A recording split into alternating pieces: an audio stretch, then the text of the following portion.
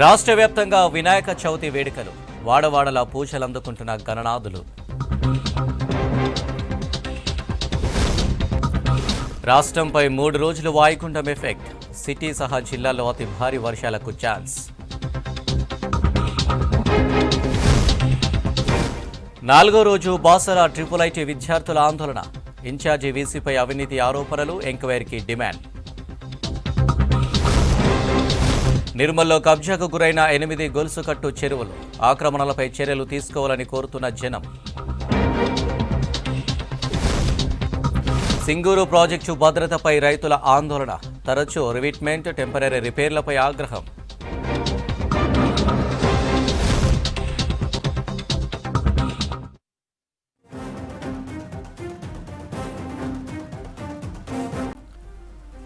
ఎగున కురుస్తున్న భారీ వర్షాలకు హైదరాబాద్ జంట జలాశయాలు పూర్తిగా నిండాయి. దీంతో 2 ప్రాజెక్టుల గేట్లు ఎత్తి నీటిని మూసిలోకి విడుదల చేస్తున్నారు. హిమాయత్ సాగర్ గేటు ఫీటు మేర ఎత్తి దిగువకు విడుదల చేశారు. హిమాయత్ సాగర్ నీటి మట్టం 1763 అడుగులు కాగా ప్రస్తుతం 1761 అడుగులకు చేరింది. ఉస్మాన్ సాగర్ 2 గేట్లు ఎత్తి దిగువకు నీటిని విడుదల చేస్తున్నారు. గండిపేట పూర్తి స్థాయి నీటి మట్టం 1790 అడుగులు కాగా ప్రస్తుత నీటి మట్టం 1787కి చేరుకుంది. వరద భారీగా పెరుగుతుండటంతో లోతట్టు ప్రాంతాలను అలర్ట్ చేశారు. రైట్గా మరిన్ని డీటెయిల్స్ గండిపేట నుంచి శ్రవణ్ లైవ్లో అందిస్తారు. శ్రవణ్, జంట జలాశయాల గేట్లు ఎత్తివేతపై అప్డేట్స్ ఏంటి? వికారాబాద్, శంకర్పల్లి, చేవెళ్లలోని కొంత పాటులో ఎక్కువ వర్షం కురుస్తుండడంతో జంట జలాశయాలైనటువంటి గండిపేట, హిమాయత్ సాగర్కి ఎక్కువ ఫ్లో వస్తుంది. 2 అడుగులు మాత్రమే తక్కువ ఉంది గండిపేట పూర్తి స్థాయిలో, అంటే FTLకి స్థాయికి చేరుకునేందుకు. సో 2 అడుగులు తక్కువ మాత్రమే ఉండడంతో ఇప్పుడు 2 గేట్లను లిఫ్ట్ చేసి దిగువకి నీళ్లు వదిలేందుకు వాటర్ బోర్డు అధికారులు నిర్ణయించారు. ఇప్పుడు స్థానిక ఎమ్మెల్యే ప్రకాష్ గౌడ్ వచ్చి ఈ గేట్లను లిఫ్ట్ చేస్తున్నటువంటి దృశ్యాలు ఒకసారి మనము ఇటువైపు చూడవచ్చు. ఈ హడావిడి మొత్తము అనేక మంది ప్రకాష్ గౌడ్కి సంబంధించినటువంటి దగ్గర ఉన్నటువంటి నేతలు వాళ్ళందరూ కూడా ఇక్కడికి వచ్చి ఆ గేట్ని లిఫ్ట్ చేసేటువంటి కార్యక్రమంలో పాల్గొన్నారు. బేసిక్గా ఇంతమందిని వదలరు, మరి పోలీసులు ఎవరికి పడితే వాళ్ళని లోపలికి అనుమతి ఇచ్చినట్టు కనబడుతుంది. ఇక్కడ దృశ్యాలు చూస్తుంటే చాలా మంది కూడా ఇక్కడికి వచ్చి నిలబడి ఉన్నారు. 2 గేట్లను లిఫ్ట్ చేసి 7వ నంబర్తో పాటు 9వ నంబర్ 2 గేట్లను లిఫ్ట్ చేసి దిగువకి నీళ్లు వదిలేటువంటి ప్రయత్నం ప్రస్తుతం జరుగుతుంది. 224 క్యూసెక్ల వాటర్ని దిగువకి వదలబోతున్నారు. ఇప్పటికే హిమాయత్ సాగర్కి సంబంధించిన ఒక గేటు లిఫ్ట్ చేసి దాదాపుగా 340 క్యూసెక్ల వాటర్ని దిగువకు వదిలారు. సో జంట జలాశయాలకు సంబంధించిన వాటరు బాపుఘాట్ దగ్గర కలుస్తుంది. బాపుఘాట్ దగ్గరనే హైదరాబాద్లోకి ఎంటర్ అవుతుంది. ప్రస్తుతం మనం దృశ్యాల్లో చూస్తున్నాం కదా, 9వ నంబర్ గేటు దగ్గర మనము గేట్ లిఫ్ట్ చేసిన తర్వాత వాటర్ దిగువకు వెళ్తున్నటువంటి దృశ్యాలు క్లియర్గా గమనించవచ్చు. ఈ ఫ్లో అనేది మరికొంత పెరిగేటువంటి అవకాశం ఉంది. అత్యధికంగా 2022లో 13 గేట్లను లిఫ్ట్ చేశారు. 2023లో దాదాపుగా 4 నుంచి 6 గేట్లను లిఫ్ట్ చేయగా ఈసారి 2 గేట్లు మాత్రమే ప్రస్తుతం లిఫ్ట్ చేస్తున్నారు. రాబోయే రోజుల్లో ఈ జంట జలాశయాల్లో ఫ్లో అనేది అధికంగా ఉంటే అప్పుడు మరిన్ని గేట్లు ఎత్తేయడానికి ఆస్కారం ఉంటుంది అనేటువంటి అంశాన్ని అధికారులు చెప్తా ఉన్నారు. సో గడిచినటువంటి 15-20 రోజుల నుంచి జంట జలాశయాల్లో వస్తున్నటువంటి ఇన్ఫ్లో పైన రెగ్యులర్గా every hour to hour update తీసుకొని వాటర్ బోర్డుకి సంబంధించిన MD అశోక్ రెడ్డికి ఫార్వర్డ్ చేస్తూనే రెవెన్యూ, ఇరిగేషన్ అధికారులకు కూడా సమాచారాన్ని అందిస్తున్నారు. ఎందుకంటే మూసి పరివాహక ప్రాంతాల్లో ఉండేటువంటి జనాలను అప్రమత్తం చేసేందుకు వారందరూ సిద్ధమయ్యారు. ఇప్పటికే మూసి పరివాహక ప్రాంతాల్లో నివసించే జనాన్ని కొంత అలర్ట్ చేసేటువంటి ప్రయత్నం చేస్తున్నారు. ప్రస్తుతం ఈ 2 గేట్లను ఉస్మాన్ సాగర్కి సంబంధించిన 2 గేట్లు, హిమాయత్ సాగర్కి సంబంధించిన 1 గేటు మాత్రమే లిఫ్ట్ చేశారు. కానీ దిగువలో ఉన్నటువంటి జనాలకి, దిగువ ప్రాంతాలకి పెద్దగా ఇబ్బంది ఏమీ లేదు. కానీ ఫ్లో అనేది అంటే నార్మల్గా ఈ వాటర్ ఫ్లో ఉంటుంది. సో జనాలు అప్రమత్తంగా ఉండాలి అనేటువంటి ఉద్దేశంతోనే కొంతమేర గేట్లను లిఫ్ట్ చేస్తున్నాం అనేది అధికారులు చెప్పేటువంటి ప్రయత్నం చేస్తున్నారు. ఒకసారి మనము ఉస్మాన్ సాగర్కి సంబంధించిన పూర్తి స్థాయి సామర్థ్యం ఎంత అని ఒకసారి మనం గమనిస్తే, ఉస్మాన్ సాగర్, దీన్ని గండిపేట అని కూడా అంటారు. ఉస్మాన్ సాగర్ FTL లెవెల్ వచ్చేసి 1790 అడుగులు అయితే ఇప్పుడు దాదాపుగా 1788 అడుగులకు వాటర్ చేరింది. సో 1 గేటు మాత్రమే ఒక గేట్ మాత్రమే ఇప్పటివరకు లిఫ్ట్ చేశారు. మరో గేట్ కూడా మరి కాసేపట్లో లిఫ్ట్ చేయబోతున్నారు. సో ప్రస్తుతం మనం ఏదైతే ఫ్లో చూస్తున్నామో ఇది మరింత ఎక్కువ పెరిగేటువంటి అవకాశం ఉంది. ఇగో ఎగ్జాక్ట్గా మనం చూస్తున్నది 9వ గేటు 2 ఫీట్ల మేర లిఫ్ట్ చేసిన తర్వాత దిగువకి వెళ్తున్నటువంటి వాటర్కి సంబంధించినటువంటి ఫ్లో. సో నేను అధికారులు చెప్పినటువంటి మాట క్లియర్గా చెప్పేటువంటి ప్రయత్నం చేస్తున్నా. మూసి పరివాహక ప్రాంతంలో నివసించే వాళ్ళు కొంత అప్రమత్తంగా ఉండాలి, కానీ భయపడాల్సినటువంటి సిచ్యువేషన్ ఏమి లేదు.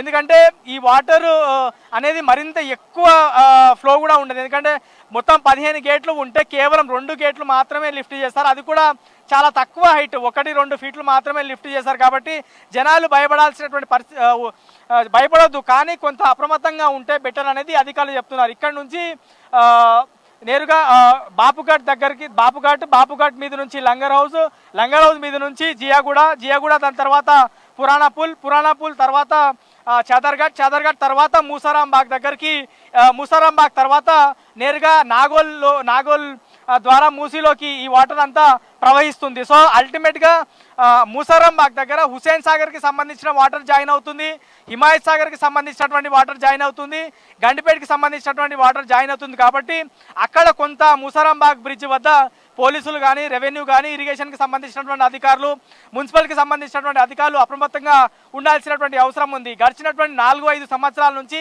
ప్రతి ఏటా కూడా ఉస్మాన్ సాగర్, హిమాయత్ సాగర్ తో పాటు హుసేన్ సాగర్ నుంచి వస్తున్నటువంటి ఫ్లోకి మూసారాంబాగ్ బ్రిడ్జ్ పూర్తి స్థాయిలో మునిగిపోతుంది. కానీ ఈసారి ఆ సిచ్యువేషన్ వస్తుందా రాదా అనేది రాబోయే రోజుల్లో మనకి క్లారిటీ వచ్చేటువంటి అవకాశం ఉంది. కానీ ప్రస్తుతం వస్తున్నటువంటి ఫ్లో హిమాయత్ సాగర్కి సంబంధించినటువంటి 1 గేటు, గండిపేటకి సంబంధించిన 2 గేట్లు మొత్తము లిఫ్ట్ చేస్తే మనం ఒకసారి క్లియర్గా గమనిస్తే ఉస్మాన్ సాగర్ అంటే గండిపేటకి సంబంధించి 2026 క్యూసెక్లు, హిమాయత్ సాగర్కి సంబంధించి 3340 క్యూసెక్లు, అంటే దాదాపుగా 600 క్యూసెక్ల వాటర్ కూడా దిగువకు రావట్లేదు. కాబట్టి ఒకవైపు అప్రమత్తం చేస్తూనే జాగ్రత్తగా ఉండాలని అనేటువంటి అంశాన్ని చెప్పేటువంటి ప్రయత్నం చేస్తూ ఉన్నామనేది వాటర్ బోర్డు అధికారులు చెప్తా ఉన్నారు. సో ఇప్పటికీ ఎగువ ప్రాంతం మొత్తము ఇటువైపు శంకర్పల్లి, దాని తర్వాత వికారాబాద్, కొంత చేవేలకు సంబంధించినటువంటి పార్ట్లో ఎక్కువ వర్షాలు పడుతుండడంతో ఫ్లో అనేది కొంత ఎక్కువ గండిపేటతో పాటు హిమాయత్ సాగర్కి వచ్చి చేరుతుంది. సో ఒకసారి నేను 2 జలాశయాలకు సంబంధించిన వాటర్ చెప్పేదానికన్నా ముందు ప్రస్తుతం హిమాయత్ సాగర్కి ఇన్ఫ్లో ఎంత ఉందంటే 1400 క్యూసెక్ల ఇన్ఫ్లో ఉంటే గండిపేట ప్రస్తుతం మనం ఉన్నటువంటి గండిపేటలోకి 1800 క్యూసెక్ల ఇన్ఫ్లో ఉంది అనేది వాటర్ బోర్డుకి సంబంధించినటువంటి అధికారులు చెప్పేటువంటి ప్రయత్నం చేస్తున్నారు. సో హిమాయత్ సాగర్కి సంబంధించి పూర్తి స్థాయి అంటే ఎఫ్టీఎల్ లెవెల్ ఎంత అంటే 1763.50 అడుగులు కాగా ప్రస్తుతం 1761.10 అడుగులు, అంటే కేవలం 2 అడుగులు మాత్రమే తక్కువ ఉంది అనేది అధికారులు గమనించి కొంతమేర పూర్తి స్థాయిలో నిండే వరకు ఆగకుండా కొంత మెల్లిమెల్లిగా వాటర్ దిగువకు వదిలితే పూర్తి స్థాయిలో ఎఫ్టీఎల్ చేరుకునేందుకు చాలా టైం పడుతుంది. అండ్ జనాలకి కూడా కొంత అవేర్నెస్ వస్తుంది, అరే వాటర్ పైనుంచి వస్తుంది కదా, కొంతమేర జాగ్రత్తగా ఉండాలనేటువంటి అవేర్నెస్ కూడా జనంలోకి వస్తుంది. కాబట్టి కొంతమేర అప్రమత్తం చేసేందుకు ఈ 2 గేట్లకు సంబంధించిన లిఫ్ట్ అనేది జరిగింది. ఇక మనం ఇంకో గేట్కి సంబంధించిన లిఫ్ట్ కూడా జరిగింది. ప్రస్తుతం 2 గేట్ల లిఫ్ట్ అంటే పైకి లేపిన తర్వాత మనము దిగువకు వెళ్తున్నటువంటి వాటరు మనం గమనించవచ్చు. ఈ వాటరు అధికారిక లెక్కల ప్రకారం 226 క్యూసెక్లు వాటరు దిగువకు వెళ్తుంది. ప్రస్తుతం మనం ఈ ఫ్లో కాస్త నేరుగా వాటర్ వెళ్ళి బాపుఘాట్ దగ్గర సంగమం అంటారు దాన్ని, బాపుఘాట్ దగ్గర, ఆ బాపుఘాట్ దగ్గరనే హిమాయత్ సాగర్ గండిపేటకి సంబంధించినటువంటి వాటర్ జాయిన్ అవుతుంది.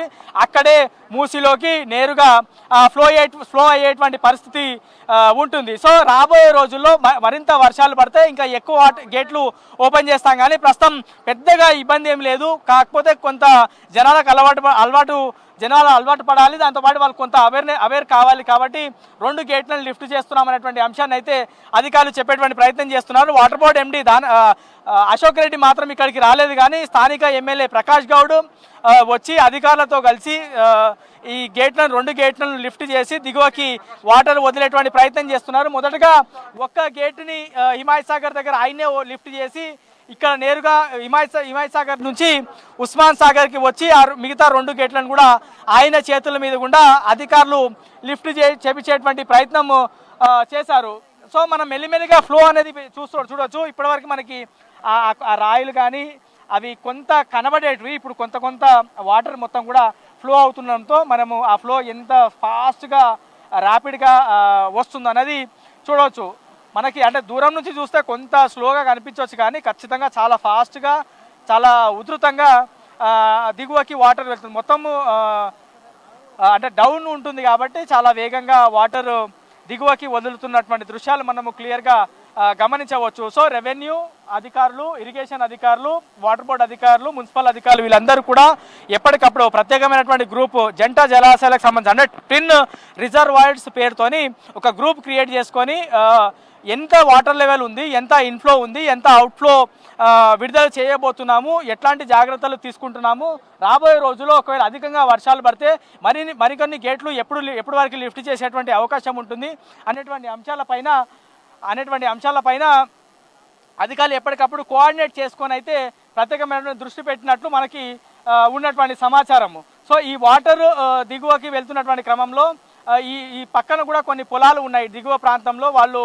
ఆవులు కానీ, బర్రెలు కానీ, లేదంటే మేకలు కానీ తీసుకొని పొలాలకు వెళ్తున్నటువంటి వాళ్ళకు కూడా 3 సైరన్లు, ఇంతకుముందే 3 సైరన్ల ద్వారా అప్రమత్తం చేసేటువంటి ప్రయత్నం చేశారు. గతంలో ఉన్నటువంటి ఆనవాయితీనే ఒకవేళ వాటర్ దిగువకు వదులుతున్నటువంటి క్రమంలో 3 సార్లు పెద్దగా సైరన్ వినిపిస్తే ఆ స్థానిక జనం కూడా ఇక గేట్లు లిఫ్ట్ చేస్తారు. కాబట్టి మనం అప్రమత్తంగా ఉండాలనేటువంటి సూచన గతంలో నుంచి ఆనవాయితీగా ఉంది. దాన్నే ఇప్పటికీ వాటర్ బోర్డు అధికారులు ఫాలో అవుతానే ఉన్నారు.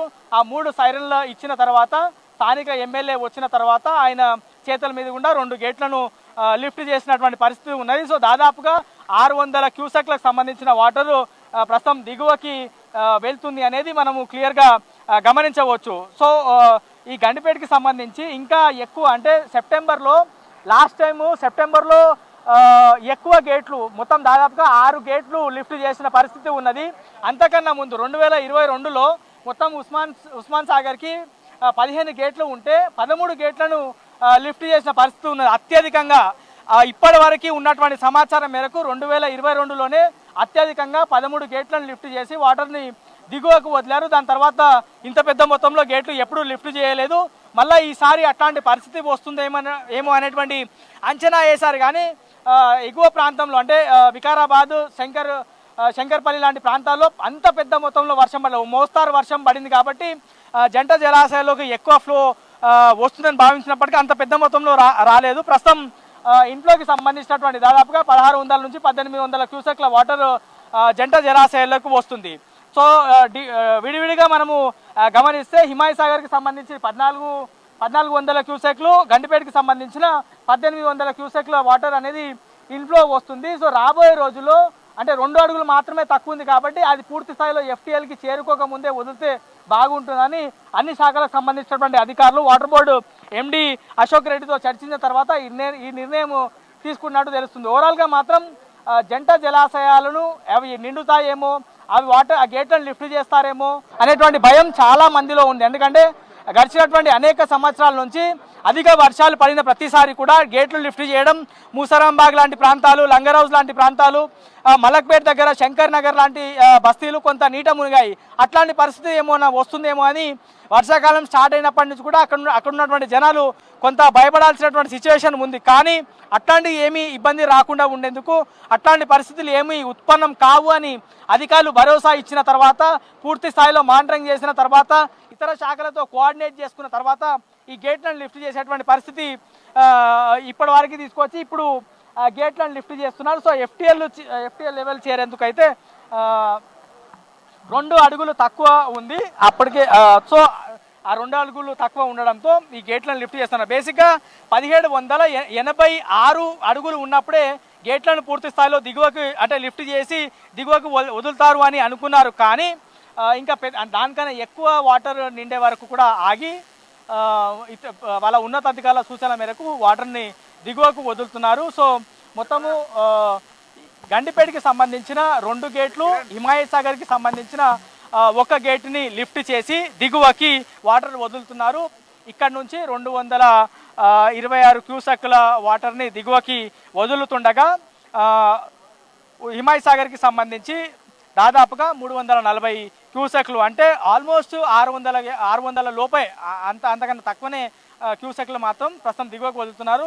జనాలు అప్రమత్తంగా ఉండాల్సినటువంటి అవసరం ఉంది. ఇప్పటికే చాదర్ఘాట్, మలక్పేట్లో డిఆర్ఎఫ్కి సంబంధించినటువంటి సిబ్బంది మైకుల ద్వారా మూసీలోకి వాటర్ కొంత ఎక్కువ ఫ్లో అయ్యేటువంటి అవకాశం ఉంది. జంట జలాశయాలకు సంబంధించినటువంటి గేట్లను లిఫ్ట్ చేసి వాటర్ని వదులుతున్నారు. సో జాగ్రత్తగా ఉండాలని మైకుల ద్వారా జనాలని అప్రమత్తం చేసేటువంటి ప్రయత్నం చేస్తున్నారు. చదర్ఘాట్ దగ్గర, ముసారాంబాగ్ దగ్గర, మలక్పేట్ దగ్గర కొంత మూసి పక్కనే కొంత గుడిసెలు వేసుకొని నివసిస్తున్నారు, రేకులు వేసుకొని కొంతమంది నివసిస్తున్నారు. కాబట్టి కొంత అలర్ట్ చేస్తే జనాలు కొంత అప్రమత్తంగా ఉండాలని అన్ని విధాలుగా డిసైడ్ చేసుకొని అనేక శాఖలతో కోఆర్డినేట్ చేసుకొని ప్రస్తుతం అయితే ఒకవైపు అలర్ట్ చేస్తూనే దాని తర్వాత ఇక్కడ వాటర్ని దిగువకు వదులుతున్నారు. సో ఓవరాల్గా మాత్రం దాదాపుగా 600 క్యూసెక్ల వాటర్ దిగువకు వదులుతున్నారు. ఉస్మాన్ సాగర్కి సంబంధించిన 2 గేట్లు, హిమాయత్ సాగర్కి సంబంధించిన 1 గేట్ని లిఫ్ట్ చేసి మూసీలోకి వాటర్ వదులుతున్నారు. ఇది ఓవరాల్గా ప్రస్తుతం జంట జలాశయాలకు సంబంధించిన FTL లెవెల్, దిగువకు వదులుతున్నటువంటి వాటర్కి సంబంధించిన పూర్తి అప్డేట్.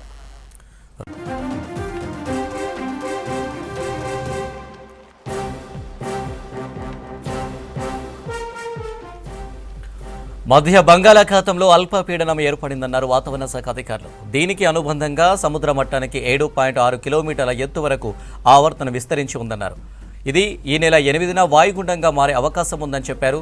3 రోజుల పాటు వాయుగుండం కొనసాగే ఛాన్స్ ఉందని అంచనా వేశారు. ఈ ప్రభావంతో రానున్న 3 రోజులు వర్షాలు కురవచ్చని తెలిపారు.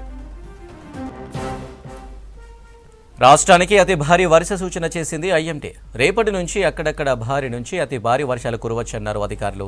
ఇవాళ తేలికపాటి నుంచి ఉరుములు మెరుపులతో కూడిన మోస్తరు వర్షాలుంటాయని అంచనా వేశారు. గంటకు 30 నుంచి 40 కిలోమీటర్ల వేగంతో ఈదురుగాలులు వీయొచ్చని తెలిపారు. ఇవాళ 13 జిల్లాలకు ఎల్లో అలర్ట్ ఇచ్చారు. రేపు 5 జిల్లాలకు, ఎల్లుండి 4 జిల్లాలకు ఆరెంజ్ అలర్ట్ ఇచ్చారు. మధ్య బంగాళాఖాతంలో అల్పపీడనం ఏర్పడిందన్నారు వాతావరణ శాఖ అధికారులు. దీనికి అనుబంధంగా సముద్ర మట్టానికి 7.6 కిలోమీటర్ల ఎత్తు వరకు ఆవర్తన విస్తరించి ఉందన్నారు. ఇది ఈ నెల 8న వాయుగుండంగా మారే అవకాశం ఉందని చెప్పారు. 3 రోజుల పాటు వాయుగుండం కొనసాగే ఛాన్స్ ఉందని అంచనా వేశారు. ఈ ప్రభావంతో రానున్న 3 రోజులు వర్షాలు కురవచ్చని తెలిపారు. రాష్ట్రానికి అతి భారీ వర్ష సూచన చేసింది ఐఎండీ. రేపటి నుంచి అక్కడక్కడ భారీ నుంచి అతి భారీ వర్షాలు కురవచ్చని అన్నారు అధికారులు. ఇవాళ తేలికపాటి నుంచి ఉరుములు మెరుపులతో కూడిన మోస్తరు వర్షాలుంటాయని అంచనా వేశారు. గంటకు 30 నుంచి 40 కిలోమీటర్ల వేగంతో ఈదురుగాలులు వీయొచ్చని తెలిపారు. ఇవాళ 13 జిల్లాలకు ఎల్లో అలర్ట్ ఇచ్చారు. రేపు 5 జిల్లాలకు, ఎల్లుండి 4 జిల్లాలకు ఆరెంజ్ అలర్ట్ ఇచ్చారు. మధ్య బంగాళాఖాతంలో అల్పపీడనం ఏర్పడిందన్నారు వాతావరణ శాఖ అధికారులు. దీనికి అనుబంధంగా సముద్ర మట్టానికి 7.6 కిలోమీటర్ల ఎత్తు వరకు ఆవర్తన విస్తరించి ఉందన్నారు. ఇది ఈ నెల 8న వాయుగుండంగా మారే అవకాశం ఉందని చెప్పారు. 3 రోజుల పాటు వాయుగుండం కొనసాగే ఛాన్స్ ఉందని అంచనా వేశారు. ఈ ప్రభావంతో రానున్న 3 రోజులు వర్షాలు కురవచ్చని తెలిపారు.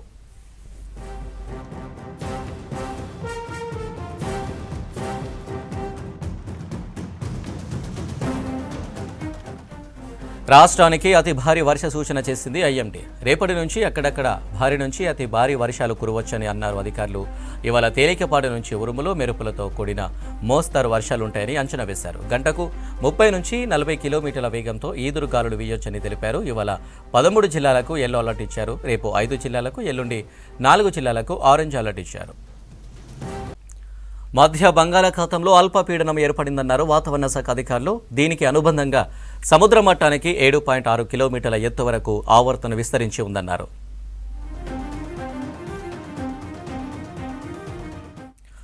ఖమ్మం జిల్లా వ్యాప్తంగా భారీ వర్షం కురుస్తుంది. ఖమ్మం, నల్గొండ, మహబూబాబాద్, వరంగల్ జిల్లాలో మోస్తరు నుంచి భారీ వర్షాలు పడుతున్నాయి. ఖమ్మంలో వర్ష ప్రభావంపై అప్డేట్స్ కదిర్ అందిస్తారు. Kadir, over to you. ఉదయం నుంచి మళ్ళీ వర్షం మొదలైంది. గంటకు ఎడతెరిపి లేకుండా కురుస్తూనే ఉంది. కొద్దిసేపు వర్షం పడకుండా ఉంటే మరి కొన్ని గంటలు వర్షం కురుస్తూనే ఉంది. యథావిధిగా వర్షం ఏ విధంగా అయితే గతంలో కురిచిందో గత వారం రోజుల నుంచి అదే విధంగా మళ్ళీ కొనసాగుతుండటంతో లోతట్టు ప్రాంత వాసులందరూ కూడా తీవ్ర ఇబ్బందులు ఎదుర్కొంటున్నారు. ఎక్కువగా చూస్తే ఖమ్మం నగరంతో పాటు అటు సత్తుపల్లి, మధిర ప్రాంతం, కొత్తగూడెం లాంటి, అదేవిధంగా ఎక్కువగా ఖమ్మం నగరంతో పాటు పక్కనే ఉన్న పాలేరు డివిజన్ ఎక్కువగా డ్యామేజ్ అవ్వడం జరిగింది. అయితే ఏదైతే మున్నేరు పరివాహక ప్రాంతం ఉందో అటు తిరుమలాయపాలెం కానివ్వండి, ఇటు ఖమ్మం నగరంలోని బొక్కలగడ్డ, మోతీనగర్, కాల్వ ఒడ్డు, వెంకటేశ్వర నగర్ కాలనీ, దాంతోపాటుగా సుందరయ్య నగర్, ఈ కాలనీలన్నీ కూడా ఎక్కువగా ఎఫెక్ట్ కావడం జరిగింది. ఇప్పటికే ఖమ్మం నగరంలోని ఓ బ్రిడ్జి కూలిపోయే దశలో ఉందని చెప్పేసి ప్రకాష్ నగర్ బ్రిడ్జిని పైనుంచి రాకపోకల్ని కూడా నిలిపివేయడం జరిగింది. దాంతోపాటుగా అటు బైపాస్ రోడ్లో ఉన్న బ్రిడ్జి దగ్గర కూడా అలాంటి పరిస్థితి ఉందని చెప్పేసి అక్కడ కూడా వరదలు ఎక్కువ కావడంతో అక్కడ రాకపోకలు నిలిపివేశారు. మున్నేరు బ్రిడ్జిని కూడా అప్పుడు రాకపోకలు నిలిపివేశారు. అయితే మళ్ళీ వర్షాలు కురుస్తున్న కారణంగా ఎగువన కురుస్తున్న వర్షాలు కూడా తోడు కావడంతో వరద ఎక్కువగా పోటెత్తే అవకాశం కనిపిస్తూ ఉంది. దాని కారణంగా మళ్ళీ వరద పోటెత్తితే ఎలాంటి పరిణామాలు ఉండబోతున్నాయని చెప్పేసి ఆ అధికారులు కూడా ఆందోళన చెందుతున్న పరిస్థితి కనిపిస్తూ ఉంది. ఇంకా రాజీవ్ గృహకల్ప కాలనీ కానివ్వండి, ఇటు జలగం నగర్ కాలనీ కానివ్వండి, ఇంకా వాటి పరిస్థితి ఇంకా తేరుకోలేదు. వరద అలాగే కొనసాగుతూ ఉంది. అక్కడ ఉన్న ప్రజలందరూ పవర్ డిస్కనెక్ట్ అయిపోయి ఇప్పటికే ఇంటిని శుభ్రం చేసుకునే పరిస్థితి కూడా లేదు. దాని కారణంగా చాలా ఆందోళన వ్యక్తం చేస్తున్నారు. కనీసం వాళ్ళ దగ్గర నీరు కూడా లేదు. ఆ నీరు సప్లై చేయడానికి పక్కన ఉన్న ముండర్లోంచి తీసుకొచ్చి ఇంటిని శుభ్రం చేసే కార్యక్రమం నడుస్తూ ఉంది. తాగునీటి కోసం అని చెప్పేసి బయట నుంచి వాటర్ని సప్లై చేస్తూ ఉన్నారు. అయితే ఇప్పుడు ఈ వర్షం మళ్ళీ కురుస్తున్న కారణంగా మళ్ళీ వరద పోటెత్తితే వాళ్ళ ఇళ్ల పరిస్థితి ఏంది, ఆ మిగిలి ఉన్న గోడల పరిస్థితి ఏందని చెప్పేసి ఆందోళన చెందుతున్నారు. ఎక్కువగా చూస్తే ఇప్పటికే ఇల్లందు ఓసి కానివ్వండి, ఇటు సత్తుపల్లి ఓసీలలో పూర్తిగా బొగ్గుత్పత్తి అనేది నిలిచిపోయింది. దాంతోపాటుగా మణుగూరు ఓసీలో కూడా బొగ్గుత్పత్తి అనేది నిలిచిపోయింది. ఈ క్రమంలో ఉమ్మడి ఖమ్మం జిల్లాలో ఎక్కువగా ఖమ్మం నగరం, అదేవిధంగా పక్కనే ఉన్న పార్లర్ డివిజన్లలో ఎక్కువగా వరద పోటెత్తా ఉంది. అటు ఆకేరు, అదేవిధంగా బురగమేరు, దాంతోపాటుగా ఇటు మున్నేరు, 3 ఏర్లు ఎక్కువగా ప్రవేశిస్తున్న కారణంగా ఎక్కువగా ఎఫెక్ట్ అవుతా ఉంది. అటు ఆకేరు పరివాహక ప్రాంతం, దాంతోపాటు బుడమగేరు పరివాహక ప్రాంతం, దాంతోపాటు మున్నేరు పరివాహక ప్రాంతం, ఈ 3 పరివాహక ప్రాంతాల్లో ఉన్న గ్రామాలు కానివ్వండి, హ్యామ్లెట్ విలేజ్లు కానివ్వండి, కాలనీలు ప్రతి ఒక్కటి ఈరోజు ఎలాంటి పరిస్థితి ఉందంటే వాళ్ళు వరద వస్తే ఎక్కడ తలదాచుకోవాలని చెప్పేసి ఆందోళన చెందుతున్నారు. ఇప్పటికే అనేక మంది పిల్లలు స్కూల్కి దూరం అవడం జరిగింది. దాంతోపాటుగా అనేక మంది జీవనోపాధిని కూడా కోల్పోవడం జరిగింది. కూలి పనులు కూడా లేక వాడు విలువెల్లాడుతున్నారు. ఎప్పుడు ఎవరు అన్నం తీసుకొచ్చి ఇస్తారా, టిఫిన్ తీసుకొస్తారా, వాటర్ బాటిల్ ఇస్తారా అని చెప్పేసి 1000 కళ్ళతో ఎదురు చూస్తూ ఉన్నారు. కానీ ఆ పరిస్థితుల నుంచి అధిగమించాలి, వాళ్ళు బయటపడాలి అని చెప్పేసి వాళ్ళు కోరుకుంటున్న క్రమంలో మళ్ళీ 2-3 రోజుల నుంచి కొంత తేరుకోవడంతో పరిస్థితి నుంచి అధిగమిస్తామని చెప్పి ఆశాభావం వ్యక్తం చేశారు. కానీ వాళ్ళ ఆశలపైన మళ్ళీ నీళ్లు చల్లే విధంగా నిర్విరామంగా వర్షం కురుస్తూ ఉంది. ఎగువన కురుస్తున్న వర్షాలు, దాంతోపాటు బంగాళాఖాతంలో ఏర్పడ్డ వాయుపీడనం కారణంగా ఖమ్మం జిల్లాకు ఎక్కువగా మళ్ళీ వరద ఉధృతి వచ్చే అవకాశం ఉన్నట్టుగా వాతావరణ శాఖ వైపు హెచ్చరిస్తూ ఉంది. ఇప్పటికే జిల్లా కలెక్టర్, అదేవిధంగా జిల్లాలో ఉన్న 3 మంత్రులు భట్టి విక్రమార్క, తుమ్మల నాగేశ్వరరావు, పొంగులేటి శ్రీనివాసరెడ్డి ఏ వరద బాధితుడు కూడా ఎటువంటి ఇబ్బంది కలగకూడదని చెప్పేసి సూచన చేశారు. దాంతోపాటుగా జిల్లా అధికారులతో రివ్యూ చేస్తున్నారు. ఎప్పటికప్పుడు వాళ్ళ నుంచి అప్డేట్ తీసుకుంటున్నారు. ఎక్కడైతే ప్రజలు ఇబ్బంది పడుతున్నారో ఆ ప్రజల నుంచి వాళ్ళని కాపాడాలి, వాళ్ళు ఇబ్బంది పడకూడదని చెప్పేసి సూచన చేస్తున్నారు. వాళ్ళకి సంబంధించిన వాలంటీర్స్, అదేవిధంగా స్వచ్ఛంద సంస్థలు, ఇటు లెఫ్ట్ పార్టీలు అందరూ కలిసి, ఆ జిల్లా ప్రజానికం, అదేవిధంగా స్వచ్ఛంద సంస్థలు అందరూ కలిసి ఈ కాలనీలను శుభ్రం చేసే పనిలో ఉన్నారు. కేవలం ఇది అధికారులకు మాత్రమే పరిమితమైంది కాదు, ఇది జిల్లా ప్రజల బాధ్యతగా అందరం కలిసికట్టుగా దీన్ని శుభ్రం చేయాలి. ఖమ్మం నగరాన్ని మళ్ళీ ఇదివరకు ఏ విధంగా అయితే సుందరంగా ఉన్న ఖమ్మం ఉందో అదేవిధంగా దీన్ని ఉంచాలని చెప్పేసి అందరూ భావిస్తున్నారు. ఆ క్రమంలో మళ్ళీ అలాంటి ఆశలు పెట్టుకున్న వ్యక్తుల మీద అలాంటి పరిస్థితుల్లో మళ్ళీ నీళ్లు చెల్లినట్టయింది. మళ్ళీ వర్షం వస్తున్న కారణంగా ఎవరు బయటకు వచ్చే పరిస్థితి కనిపించడం లేదు. ఎవరికి ఇక్కడ ఏ హాస్టల్ చూసినా నిండిపోయి ఉంది వరద బాధితులతో. స్థానికంగా ఉన్న ప్రతి హాస్టళ్ళు, అదేవిధంగా అనేక గవర్నమెంట్ హాస్టళ్ళు కూడా ఇప్పటికే నీట మునిగిపోవడం జరిగింది. వాళ్ళకి సంబంధించిన బుక్స్ కానివ్వండి, వాళ్ళకి సంబంధించిన బెంచెస్, వారికి సంబంధించిన ఆహారం ప్రతిదీ కూడా నీట మునిగిపోయింది. కొన్ని హాస్టల్స్లో అయితే జలగం నగర్ కాలనీలో అక్కడ ఉన్న ఒక మైనార్టీ గురుకులాల హాస్టల్ ఉంది. ఆ హాస్టల్లో కనీసం వెళ్ళి నిలబడే పరిస్థితి లేదు, అంత కంపు వాసన కొడుతుంది. దాన్ని ఈ రోజే శుభ్రం చేయడం కోసం గేట్లు ఓపెన్ చేశారు. మళ్ళీ వర్షం కురుస్తుంది, దాని కారణంగా మళ్ళీ వరద పోటెత్తితే అక్కడ దాన్ని శుభ్రం చేసే పరిస్థితి కూడా లేదు. ఏదైతే లోతట్టు ప్రాంత వాసులు ఉన్నారో ఇప్పటికే వాళ్ళన్ని ఇండ్లన్నీ కూడా ధ్వంసమైపోవడం జరిగింది, నేలమట్టం కావడం జరిగింది. ఈ వర్షం వల్ల వాళ్ళు మరింత ఎఫెక్ట్ అయ్యే పరిస్థితి కనిపిస్తూ ఉంది. అనేక చోట్ల పంటలు వేసున్నారు, వరి నాట్లు వేసున్నారు, అనేక చోట్ల వాణిజ్య పంటలు వేసున్నారు. అవన్నీ కూడా ఇసుక మేటలు వేసున్నాయి. ఆ ఇసుక మేటలు వేసున్న పంటల నుంచి ఇంకా వాళ్ళు తేరుకునే పరిస్థితి లేదు. ఇప్పటికే జిల్లాకు నలుమూలల నుంచి కూడా అనేక చోట్ల నుంచి బ్రిడ్జీలు కొట్టుకొని పోవడంతో కనెక్టివిటీ అనేది తెగిపోయింది. కనెక్టివిటీ తెగిపోవడం కారణంగా ఖమ్మం జిల్లాకు వచ్చే పరిస్థితి లేదు, ఖమ్మం జిల్లా నుంచి బయటకు వెళ్లే పరిస్థితి లేదు. సూర్యాపేట నుంచి హైదరాబాద్ వెళ్లే హైవే మార్గంలో కూడా ఒక గండి పడటంతో అక్కడ కూడా కేవలం 1 వే మాత్రమే ఉంది. ఇలాంటి పరిస్థితులు జిల్లాలో ఇప్పటికే ఉన్న పరిస్థితుల్లో ఈ వర్షం అనేది మరింత ఇబ్బందికరంగా మారే పరిస్థితి కనిపిస్తూ ఉంది. కాబట్టి జిల్లా ప్రజలు ఈ వర్షం నిర్విరామంగా కురుస్తుండటం కారణంగా కొంత ఆందోళన చెందుతున్న పరిస్థితి కనిపిస్తూ ఉంది. Right Kadir, thank you.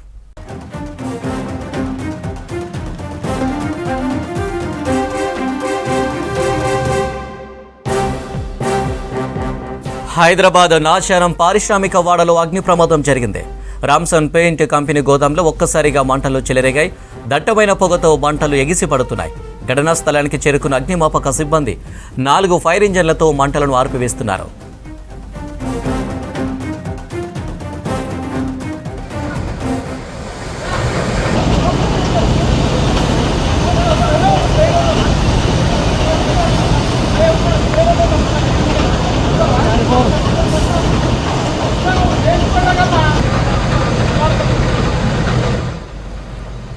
Hyderabad Nacharam పారిశ్రామిక వాడలో అగ్ని ప్రమాదం జరిగింది.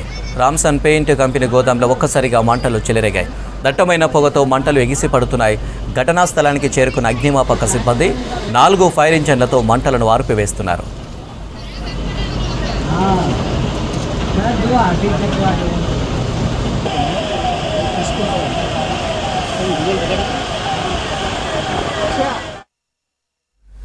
రాష్ట్రమంతటా వినాయక చవితి వేడుకలు ఘనంగా జరుగుతున్నాయి. వాడవాడన మండపాలు ఏర్పాటు చేసి భక్తులు పూజలు నిర్వహిస్తున్నారు.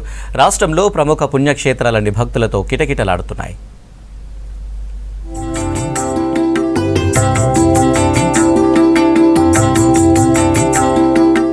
గణేష్ నవరాత్రి ఉత్సవాల సందర్భంగా కొత్తగూడెంలో పండగ వాతావరణం నెలకొంది. సకల దేవతల్లో తొలి పూజ అందుకునే విఘ్నేశ్వరుడి కోసం మార్కెట్లో సందడి కనిపించింది. పూలు, పత్రి, స్వీట్ల కొనుగోళ్ల కోసం భక్తజనం పెద్ద ఎత్తున తరలివచ్చారు. కోటి దేవతలకు ఆది పూజ్యుడైన వినాయకుడి విగ్రహాలను ప్రతిష్ఠించేందుకు టౌన్లో మండపాలను ఘనంగా ఏర్పాట్లు చేశారు. ఉత్సవ కమిటీలు మండపాల అలంకరణలో పోటీ పడుతున్నాయి.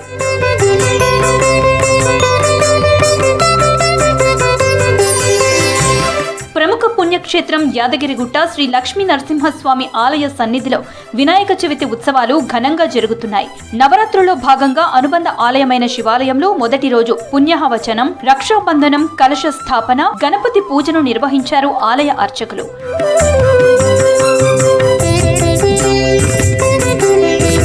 ఉమ్మడి వరంగల్ జిల్లా వ్యాప్తంగా వినాయక చవితి సందడి కనిపిస్తోంది. కాజీపేట శ్వేతార్క మూల గణపతి స్వయంభూ ఆలయంలో నవరాత్రి మహోత్సవాలు ప్రారంభమయ్యాయి.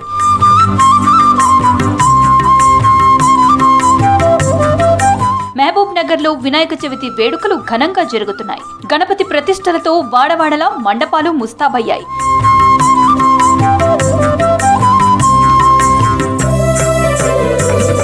జనగామ జిల్లా వ్యాప్తంగా గణేష్ నవరాత్రి శోభ సంతరించుకుంది.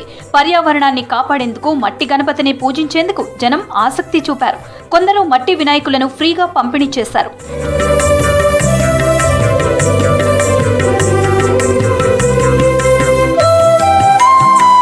రాజన్న సిరిసిల్ల జిల్లా వేములవాడలోని గణేష్ మండపం ముస్తాబులో అపశృతి చోటు చేసుకుంది. కోయినాపల్లిలో వినాయకుడి మండపం అలంకరిస్తుండగా కరెంట్ షాక్ తగిలి 2 కూలీలకు తీవ్ర గాయాలయ్యాయి. బెంగాల్కు చెందిన వలస కూలీలు చిత్తరంజన్, అమిత్ గౌర్ను స్థానిక ప్రైవేట్ హాస్పిటల్కి తరలించి చికిత్స అందిస్తున్నారు.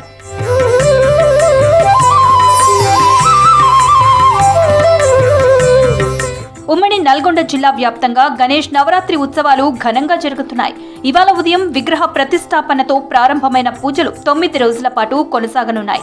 పర్యావరణ పరిరక్షణలో భాగంగా మట్టి విగ్రహాలను పూజించాలన్నారు జిల్లా కలెక్టర్ నారాయణ రెడ్డి. నవరాత్రి ఉత్సవాల్లో భాగంగా ఎలాంటి అవాంఛనీయ సంఘటనలు జరగకుండా జిల్లాలోని రౌడీ షీటర్లందరినీ బైండ్ ఓవర్ చేశామన్నారు జిల్లా ఎస్పీ శరత్ చంద్ర.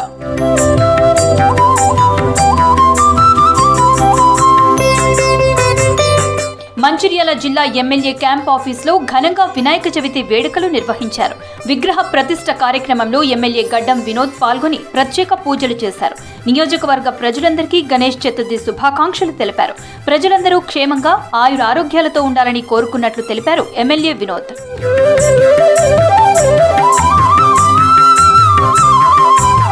ప్లాస్టిక్ రహిత సమాజాన్ని నిర్మించుకునేందుకు అందరూ కృషి చేయాలన్నారు ఆదిలాబాద్ ఎమ్మెల్యే పాయల్ శంకర్.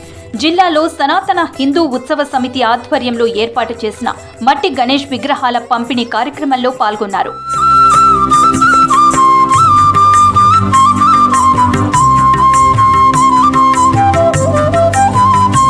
సిద్దిపేట జిల్లా కొమరవెల్లి మల్లికార్జున స్వామివారి ఆలయంలో వినాయక నవరాత్రి ఉత్సవాలు నిర్వహించారు. ఆలయ ఈవో బాలాజీ ఆధ్వర్యంలో వినాయక విగ్రహాన్ని ఏర్పాటు చేసి ప్రత్యేక పూజలు చేశారు. ఆలయ సంప్రదాయం ప్రకారం అర్చకులు స్వామివారికి పట్టు వస్త్రాలు అందజేశారు. ఆ తర్వాత ఆలయ ఈవో సిబ్బందికి తీర్థ ప్రసాదాలు అందజేసి ఆశీర్వదించారు ఆలయ అర్చకులు. నవరాత్రోత్సవాల్లో భాగంగా 9 రోజుల నిత్య పూజలు నిర్వహించి ఆలయ కోనేరులో స్వామివారి నిమజ్జన కార్యక్రమం నిర్వహిస్తారు. ఉత్సవాల్లో ఆలయ సిబ్బంది, అర్చకులు, వీరశైవ ఆగమ పాఠశాల విద్యార్థులు, భక్తులు పాల్గొన్నారు.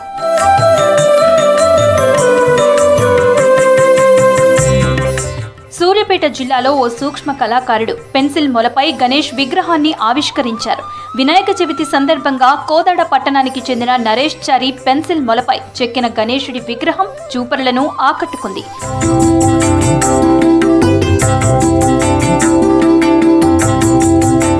జగిత్యాలలో గరికపోసపై గణేశుడి ప్రతిరూపాన్ని గీశారు సూక్ష్మ కళాకారుడు గుర్రం దయాకర్. ఏటా కొత్త ఆలోచనలతో ఆ లంబోదరుడి విగ్రహాలను చేస్తూ ఉంటారు. ఈసారి కూడా గణేష్ ఉత్సవాల్లో భాగంగా గరికపోసపై విఘ్నేశ్వరుడి ప్రతిరూపాన్ని రెడీ చేశారు.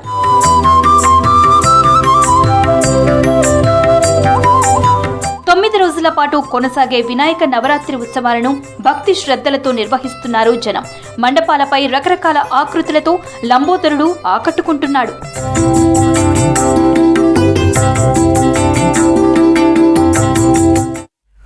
జగిత్యాల జిల్లా రాయికల్ మండలం భూపతిపూర్ గ్రామానికి చెందిన ఓ కళాకారుడు వినూత్నంగా వినాయక విగ్రహాన్ని తయారు చేశాడు. విగ్రహం తయారీకి ఎటువంటి రసాయనిక పదార్థాలు వాడకుండా పర్యావరణహితంగా వెదురు బొంగులతో బొజ్జ గణపయ్యను తయారు చేశాడు. పర్యావరణహితమైన వినాయక విగ్రహాన్ని తయారు చేయాలని భావించే వెదురు వినాయకుడిని రూపొందించినట్లుగా తెలిపాడు కళాకారుడు ఊరే నర్సయ్య. ఈ యొక్క వినాయకుడిని నేను మనకు సహజ సిద్ధంగా లభించినటువంటి వెదురు బొంగులను ఉపయోగించి తయారు చేయడం జరిగింది. దీనివల్ల పర్యావరణానికి కానీ ఎలాంటి హాని అనేది చేకూరదు, చాలా మంచిగా ఉంటుంది. మట్టి వినాయకులు చేస్తున్నారు, రకరకాలైన వినాయకులు తయారు చేస్తున్నారు. కానీ నేను వినూత్నంగా ఇది ఒక మా యొక్క కులవృత్తిలో భాగమైనటువంటి వెదురును ఉపయోగించి ఈ యొక్క వినాయకుడిని తయారు చేయడం జరిగింది. దీనివల్ల పర్యావరణానికి చాలా ఎలాంటి హాని అనేది కలగదు, మంచిగా ఉంటుంది. కాబట్టి ఈ మాలాంటి ఒక కళాకారులను ఆదరిస్తారని ఇవన్నీ కూడా ఈ కళాకృతులన్నీ కూడా నేను చేసినాయి. ఈ కళాకృతులన్నీ కూడా వెదురు బొంగులను ఉపయోగించి చేసినాయి. రకరకాల కళాకృతులన్నీ కూడా వెదురు బొంగులను ఉపయోగించి చేసినాయి. అందులో భాగంగానే ఇప్పుడు ఈ యొక్క వినాయక చవితి సందర్భంగా గణేష్ మూర్తిని చేయడం జరిగింది. నాకు చాలా సంతోషంగా ఉంది. మాలాంటి కళాకారులను ఆదరించి ప్రోత్సహించాలని వేడుకుంటూ మరొకసారి మీ అందరికీ వినాయక చవితి శుభాకాంక్షలు.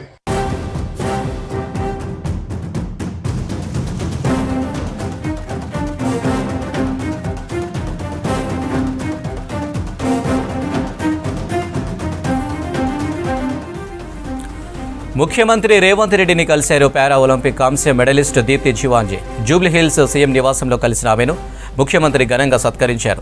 దేశానికి కాంస్యం సాధించిన దీప్తిని అభినందించారు. ఈ సందర్భంగా దీప్తికి సీఎం భారీ నజరానా ప్రకటించారు. ₹1 కోటి బహుమతితో పాటు వరంగల్లో 500 గజాల ఇంటి స్థలం, గ్రూప్ 2 పోస్టును ప్రకటించారు. దీప్తి మెంటర్ రమేష్కు ద్రోణాచార్య అవార్డు కింద ₹10 లక్షల ప్రకటించారు.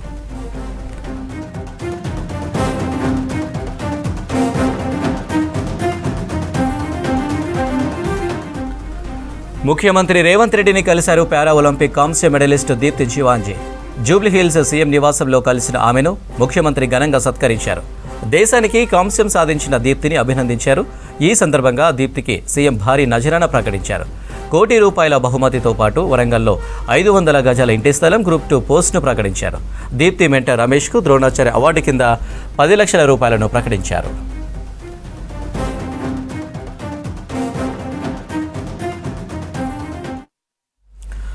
పెద్దపల్లి జిల్లాలో 54 అడుగుల మట్టి గణపతి విగ్రహం భక్తులను ఆకట్టుకుంటుంది. 2 నెలలుగా శ్రమించి 54 అడుగుల మట్టి గణపతిని తయారు చేశారు కలకత్తా నుంచి వచ్చిన విగ్రహ కళాకారులు.